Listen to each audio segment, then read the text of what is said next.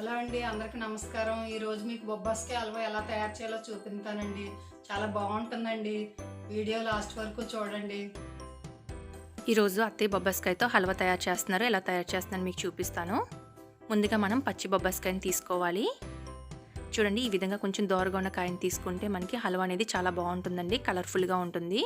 మనం food colour వేయక్కర్లేకుండా చాలా టేస్టీగా కూడా వస్తుందండి. చాలా బాగుంటుంది.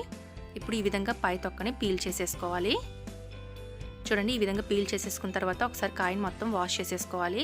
మనకి పైన కొంచెం పాలు జిగురు అది ఉంటుంది కదండి, అందుకని ఒకసారి వాష్ చేసేసుకున్న తర్వాత ఈ విధంగా కట్ చేసుకోవాలి. ఇప్పుడు లోపల ఉన్న గింజలన్నింటినీ శుభ్రంగా క్లీన్ చేసేసుకోవాలి. చూసారు కదా, ఈ విధంగా క్లీన్ చేసేసుకున్న తర్వాత మనం చిన్న చిన్న ముక్కలుగా కట్ చేసుకుని ఈ విధంగా తురిమేసుకోవాలి. మనకి కొంచెం పెద్ద హోల్స్లో తురుముకుంటే మనకి లేసు పెద్దగా వచ్చి మనకి హల్వా అనేది చాలా బాగుంటుందండి. ఈ విధంగా మొత్తం ముక్కలన్నింటినీ తురిమేసుకోవాలి. చూడండి, నేను ఈ విధంగా తురిమేసి పెట్టేసుకున్నాము. ఇప్పుడు మనకి కావాల్సిన ఏంటో చూసేద్దాము. మనం ముందుగా తురుము పెట్టుకున్న బొబ్బాస్కాయ తురుముని తీసుకోవాలి. అలాగే సరిపడా షుగర్ని తీసుకోవాలి. అలాగే సరిపడి నెయ్యి తీసుకోవాలి. అలాగే ఇలాచీ పౌడర్, జీడిపప్పు, బాదం, అలాగే మనకి ఇష్టమైతే కిస్మిస్ కూడా యాడ్ చేసుకోవచ్చు.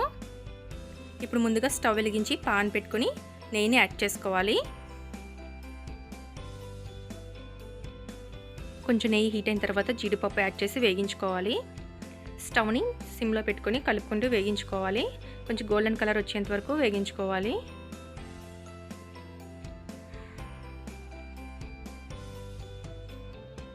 చూడండి, ఈ విధంగా వేగిన తర్వాత బాదం పప్పు కూడా యాడ్ చేసి వేగించుకోవాలి. చూడండి, ఈ విధంగా కలుపుకుంటూ 1 నిమిషం పాటు వేగించుకోవాలి. చూడండి, మనకి వేగిపోయినాయి కదా. ఇప్పుడు ఒక ప్లేట్లోకి తీసేసుకుందాము.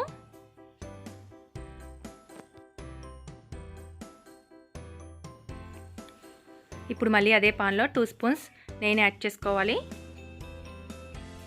నెయ్యి కొంచెం హీట్ అయిన తర్వాత మనం ముందుగా తురుము పెట్టుకున్న బొబ్బాస్కాయ తురుముని యాడ్ చేసుకొని వేగించుకోవాలి.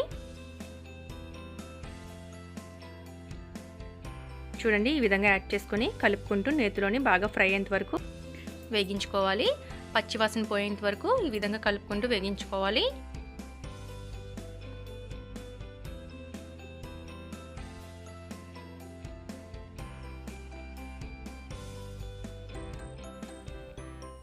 ఈ విధంగా నేతిలో బాగా వేగించుకున్న తర్వాత ఇప్పుడు షుగర్ని యాడ్ చేసుకోవాలి.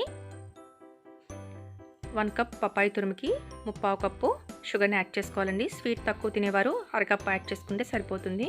ఇప్పుడు ఒకసారి బాగా కలిపేసుకోవాలి. స్టవ్ని మీడియంలో పెట్టుకుని ఈ విధంగా కలుపుకుంటూ ఉండాలి. చూడండి, ఈ విధంగా మనకి పాకం వచ్చేస్తుందండి. ఇప్పుడు దగ్గరికి వచ్చేంత వరకు ఈ విధంగా కలుపుకుంటూ కుక్ చేసుకోవాలి.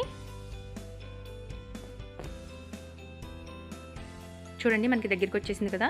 ఈ విధంగా కొంచెం థిక్గా ఉన్నప్పుడు మనం దీనిలో సరిపడి నెయ్యి యాడ్ చేసుకుంటే బాగుంటుందండి. ఇప్పుడు మేము 4 టీ స్పూన్లు నెయ్యిని యాడ్ చేసుకుంటున్నాము.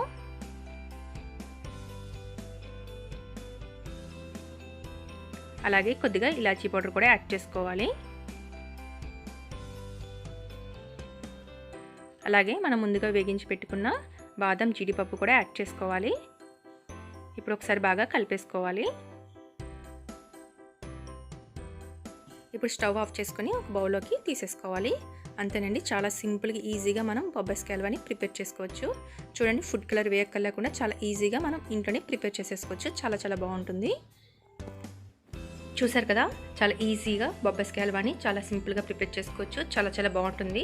మనం వేడివేడిగా తిన్నా, అలాగే ఫ్రీజర్లో పెట్టుకుని తిన్నా చాలా టేస్టీగా చాలా బాగుంటుందండి. తప్పకుండా ట్రై చేయండి. అలాగే మన ఛానల్ని సబ్స్క్రైబ్ చేసుకోకపోతే ప్లీజ్ సబ్స్క్రైబ్ చేసుకోండి. అలాగే పక్కన గంట సింబల్ కూడా ప్రెస్ చేసేయండి. అలాగే లైక్, షేర్, కామెంట్ కూడా చేయండి. Thanks for watching.